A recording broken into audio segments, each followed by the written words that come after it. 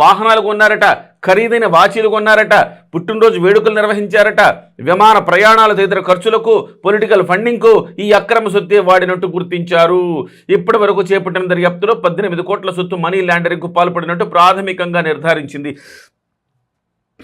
So నాకు తెలియక అడుగుతా, సరే 12 కోట్లు 18 కోట్లు అనుకుందాం. 12 కోట్ల నుంచి 18 కోట్లకి ఇన్ని చేయగలుగుతారా? ఏమన్నా కిరణ్ గాడ చేయడానికి? ఇల్లు కొన్నాడు, ప్రయాణ ఖర్చులు పెట్టుకున్నారు, ఆస్తులు కొన్నారు, అప్పులు తీర్చుకున్నారు, మైనింగు, ఊరడమ్మ బడవ. ఇన్నెట్లా సాధ్యమైద్దా? 11, 12, 18 కోట్లలో ఇన్నెట్లా సాధ్యమవుద్ది అనేది నాకు డౌట్. ఒక మధ్యతరగతి వాడైతే వాడికి ఒక 10 కోట్లు ఇస్తే ఆ 10 కోట్లలో వాడుకున్న 1 కోటి రూపాయలు అప్పు తీర్చుకుంటాడు అనుకుందాం ఉదాహరణకు.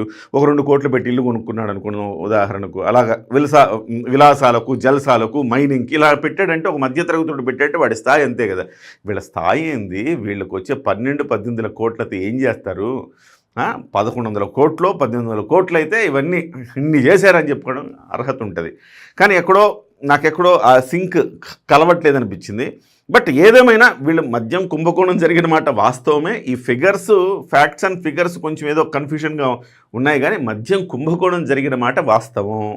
దాంట్లో రాజకేశిరెడ్డి లాంటి వాళ్ళు కొత్త, అంటే జగన్మోహన్ రెడ్డి గారికి ఎట్లా సూట్ కేసు కంపెనీలు పెట్టాలా, ఎట్లా డబ్బులు సంపాదించాలనేది జగన్మోహన్ రెడ్డికి వెనతో పెట్టిన విద్య. సో అప్పట్లో మన చిత్రగుప్తుడు ఎవరు, మన విజయసాయిరెడ్డి గారు కూడా ఉండేవాళ్ళు కదా పక్కనే ఆడిటర్. సో సొమ్ములు ఎట్లా కాజేయాలి అని చెప్పి మంచి మంచి ప్రణాళికలు వేసేవారు. ఆ రకంగా ఆ ప్రణాళికల్లో భాగంగా ఒక మద్యం కుంభకోణానికి భారీ ఎత్తున పాల్పడ్డారు. అది వాస్తవం.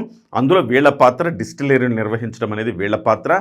వీళ్ళు అక్కడి నుంచి రవాణా చేసి మద్యాన్ని వీళ్ళ వరకు చేర్చడం అనేది వీళ్ళ బాధ్యత. సో ఆ బాధ్యత నిర్వహణలో డబ్బులు కొట్టేశారు. కాకపోతే 12 కోట్లు 18 కోట్లు అంటే నాకు చాలా చిన్న అమౌంట్గా కనపడతా ఉంది.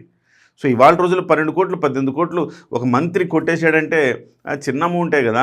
ఒకప్పుడంటే 1 కోటి రూపాయలు కొట్టేసిన వాళ్ళు కూడా పెద్ద ఎత్తున అవినీతికి పాల్పడ్డారని వాళ్ళని జైలు పాలు చేసేవారు. కానీ ఇప్పుడు అలాంటి సిచ్యువేషన్ ఉందా? 100 కోట్లు అలవోగ్గా సంపాదించేస్తున్నారు.